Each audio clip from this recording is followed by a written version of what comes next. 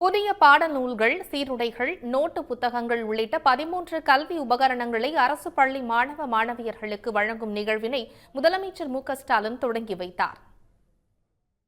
கோடை விடுமுறை முடிந்து தமிழ்நாட்டில் திறக்கப்பட்ட பள்ளிகளில் புதிய பாடநூல்கள், சீருடைகள், நோட்டு புத்தகங்கள் உள்ளிட்ட 13 கல்வி உபகரணப் பொருட்கள் வழங்கப்படுகின்றன.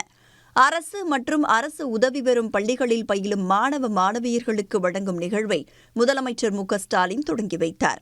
இதையடுத்து சென்னை திருவல்லிக்கேணியில் உள்ள லேடி வில்லிங்டன் மகளிர் மேல்நிலைப் பள்ளியில் 12 மாணவிகளுக்கு முதலமைச்சர் நலத்திட்டங்களை வழங்கினார். பின்னர் மாணவிகளுடன் ஒன்றாக அமர்ந்து அவர்களிடம் கலந்துரையாடி மகிழ்ந்தார்.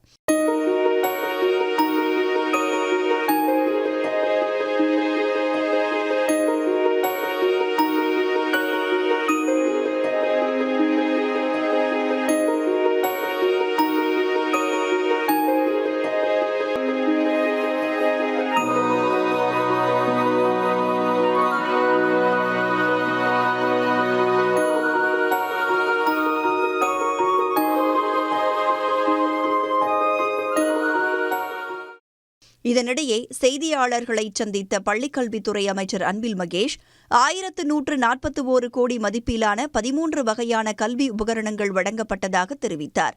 மேலும் பொருட்களின் தரத்தில் எந்த குறையும் இல்லை என்றும் பள்ளி திறக்கும்போது மாணவர்களுக்கு கல்வி உபகரணங்கள் கிடைக்க வேண்டும் என தீவிர நடவடிக்கை மேற்கொண்டதாக அவர் குறிப்பிட்டார்.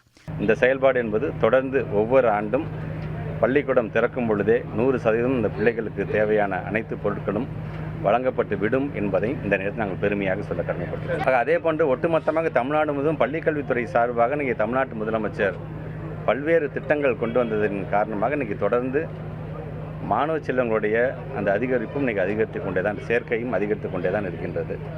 இந்நிகழ்ச்சியில் அமைச்சர் சேகர்பாபு, மக்களவை உறுப்பினர் தயாநிதி மாறன், சென்னை மேயர் பிரியா, தமிழ்நாடு பாடநூல் மற்றும் கல்வியியல் பணிகள் கழகத்தின் தலைவர் லியோனி உள்ளிட்டோர் கலந்து கொண்டனர். உடனுக்குடன் செய்திகளை தெரிந்து கொள்ள சன் நியூஸ் பெல் ஐகானை கிளிக் பண்ணுங்க.